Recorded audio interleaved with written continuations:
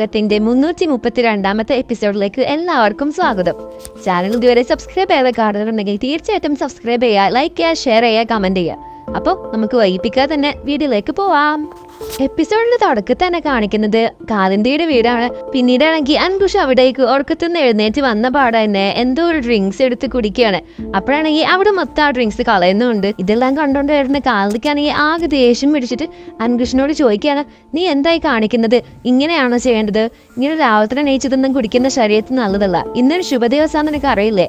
എന്നിട്ട് നീ ഈ കുളത്തിലാണോ വരുന്നത്? മര്യാദക്ക് നീ മേലേക്ക് പോയിട്ട് നല്ല ഡ്രസ്സൊക്കെ ധരിച്ച് നല്ല കുളിച്ച് വൃത്തിയായിട്ട് ഇങ്ങോട്ട് വാ, അല്ലാതെ ഇങ്ങനെ ഒന്നും കാണിക്കല്ലെന്ന് പറയും. അപ്പോഴാണെങ്കിൽ അൻകുഷ് പറയും, ഞാൻ എന്ത് ചെയ്യണമെന്നുള്ളത് എൻ്റെ ഇഷ്ടമല്ലേ, പിന്നെ എനിക്കിങ്ങനെ 74 മണിക്കൂറും ദൈവത്തിന്റെ മുന്നിൽ ഇങ്ങനെ കുമ്പിട്ടോണ്ടിരിക്കാനൊന്നും വയ്യ, ഞാൻ എൻ്റെ ഇഷ്ടത്തിന് ജീവിച്ചോളാം എന്ന് പറഞ്ഞിട്ട് അൻകുഷ് മേലേക്കിനെ കയറിപ്പോവും. അപ്പോഴാണെങ്കിൽ കാലത്ത് വീണ്ടും പറയും, ഞാൻ എന്നോട് ഒരു വലിയ മലമറിച്ച കാര്യമൊന്നും പറയുന്നില്ല, നീ എല്ലാത്തിനും ഞാൻ തർക്കുത്തര പറഞ്ഞ എങ്ങനെയാ? ഞാൻ നിന്നോട് അത്ര മലമറിച്ച കാര്യമൊന്നും പറയുന്നില്ല, ഒരു ദിവസമെങ്കിലും നിനക്കൊന്ന് നന്നായി ജീവിച്ചൂടെ എന്ന് പറയും. അപ്പോഴാണെങ്കിൽ അൻകുഷ് വീണ്ടും പറയും, ഞാൻ എന്താണെന്ന് എൻ്റെ ഇഷ്ടമാണ്, നിങ്ങൾ പറയുന്നൊന്നും എനിക്ക് കേൾക്കേണ്ട ആവശ്യമില്ലെന്ന് പറഞ്ഞിട്ട് അൻകുഷ് അതൊന്ന് മൈൻഡ് ചെയ്യാതെ മേലേക്ക് കയറി പോവും.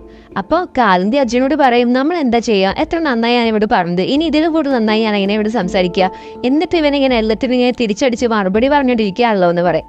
അപ്പോഴാണെങ്കിൽ അജി പറയും, നീ പറഞ്ഞതൊക്കെ ശരിയാ, പക്ഷെ നിനക്ക് അവിടെ ഇങ്ങനെ ചൂടാവുന്നതിന് പകരം നീ ഒന്ന് സമാധാനത്തോടെ മനസ്സിലാക്കി കൊടുക്കുകയായിരുന്നു വേണ്ടത്. പക്ഷെ സാരമില്ല, നീ നോക്കിക്കോ, അവൻ എന്തായാലും പൂജയ്ക്ക് നമ്മുടെ കൂടെ ഇരുന്നത്, നീ ഇപ്പൊ പൂജയ്ക്ക് ഒരുക്കങ്ങളൊക്കെ ചെയ്തോ, അവന്റെ കാര്യമൊക്കെ നമുക്ക് പിന്നീട് നോക്കാന്ന് പറഞ്ഞിട്ട് അജി പോവുകയാണ്. പിന്നീട് കാണിക്കുന്നത് സിദ്ധാർത്ഥിന്റെ അമ്മയാണ്. സിദ്ധാർത്ഥിന്റെ അമ്മയാണെങ്കിൽ ഭയങ്കര ഹാപ്പിയാണ്, കാരണം അവിടുത്തെ ചെലവിന്റെ കാര്യങ്ങളൊക്കെ നോക്കാനുള്ള അധികാരമൊക്കെ കിട്ടിയ ആ ഒരു സന്തോഷത്തിൽ അങ്ങനെ നിൽക്കുകയായിരിക്കും. നീ കൊള്ളാടി മോളെ, ഇതുപോലെ തന്നെ ഇനി എല്ലാ കാര്യങ്ങളും ചെയ്യണം എന്നൊക്കെ പറഞ്ഞിങ്ങനെ ഇരിക്കുകയായിരിക്കും. അപ്പോഴാണ് ജ്യോതി അങ്ങോട്ട് വരുന്നത്. ജ്യോതി പറയും, എനിക്ക് പുറത്തേക്ക് പോകാനുണ്ടായിരുന്നു, കുറച്ച് പൈസയുടെ ആവശ്യമുണ്ട്, കുറച്ച് സാധനങ്ങൾ വാങ്ങിക്കാണ്ടെന്ന് പറയും. അപ്പൊ അമ്മ പറയും, അതെന്തിനാ? ഇവിടെ ആവശ്യത്തിലുള്ള സാധനങ്ങളൊക്കെ ഉണ്ടല്ലോ, പിന്നെ നീ ഇപ്പൊ എന്തിനാ പുറത്തേക്ക് പോകുന്നതെന്ന് പറയും. ഇവിടെ സാധനങ്ങളൊന്നും വാങ്ങണ്ടെന്ന് പറയും. അപ്പൊ ജ്യോതി പറയും, എന്നാ കുഴപ്പമില്ല അമ്മേ, എനിക്ക് കുഞ്ഞിന് കുറച്ച് സാധനങ്ങൾ മേടിക്കാനായിരുന്നു, അതെന്നാ ഇനി അമ്മ പോകുമ്പോൾ വാങ്ങിക്കൊണ്ടുവന്നാൽ മതി, എനിക്ക് കുഞ്ഞിന് കുറച്ച് ഡയപ്പർ, സെർലാക്ക്, അങ്ങനെ കുറച്ച് സാധനമൊക്കെ പറയും. അപ്പൊ ഇതൊക്കെ പറയുമ്പോഴാണെങ്കിൽ അമ്മയ്ക്കൊന്നും മനസ്സിലാവില്ല എന്തൊക്കെയാ ഈ പറയുന്നത്. ഞാൻ ആലോചിച്ച് നിൽക്കും. അവസാനം അമ്മ വിചാരിക്കും, ഇതെല്ലാം തലയിലേറ്റി ഒരുപാട് പണിയാവുമല്ലോ, ഇപ്പൊ ഏതായാലും അവിടെ തന്നെ പോയിക്കോട്ടെ, അതോ നല്ലതെന്ന് വിചാരിച്ചിട്ട് ജ്യോതിയോട് തന്നെ പോയിക്കോളാൻ പറയും. പിന്നീട് കാണിക്കുന്നത് അഞ്ജലിയാണ്. അഞ്ജലിയാണെങ്കിൽ ആരതിക്ക് വേണ്ടിയുള്ള സാധനങ്ങളെല്ലാം സോജയ്ക്ക് കൊടുക്കുമ്പോഴായിരിക്കും അത് കയ്യിൽ നിന്ന് താഴേക്ക് വീഴുന്നത്. അപ്പോഴാണെങ്കിൽ അഞ്ജലി ആകെ പേടിച്ച് പോവാണ്. ഏറ്റവും നല്ലൊരു ശുഭദിനമായിട്ട് ഇങ്ങനെ ഒരു കാര്യം സംഭവിച്ചല്ലോ എന്ന് വിചാരിച്ചിട്ട് ഇങ്ങനെ പേടിച്ച് പോവാണ്.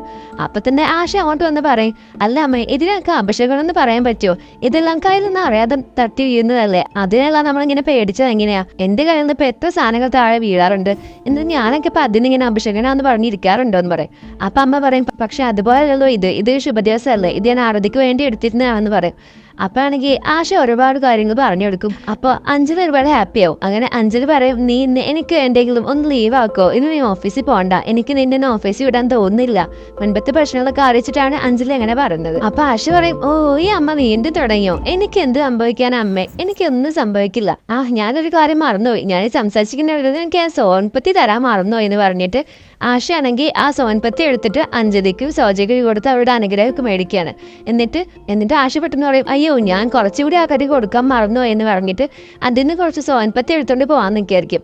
അപ്പൊ സോജ പറയും, ആശേ നീ ഇപ്പോ ആർക്കാ വേറെ കൊടുക്കാൻ പോകുന്നത്, ഞങ്ങളല്ലാതെ? അപ്പൊ ആശയിനൊന്നും മിണ്ടാതെ നോക്കിക്കും. അപ്പൊ സോജ പറയും, ഇനിയിപ്പോ അശോകിനെ ആർക്കും വരില്ല എന്ന് പറയും. അപ്പോഴാണെങ്കിൽ ആശ ഒന്നും മിണ്ടാതെ നാടിച്ചുകൊണ്ട് അവിടെ നിന്ന് ഓടിപ്പോവും. പിന്നീട് കാണിക്കുന്നത് അശോകിനെ വെയിറ്റ് ചെയ്തോണ്ടിരിക്കുന്ന ആശയാണ്.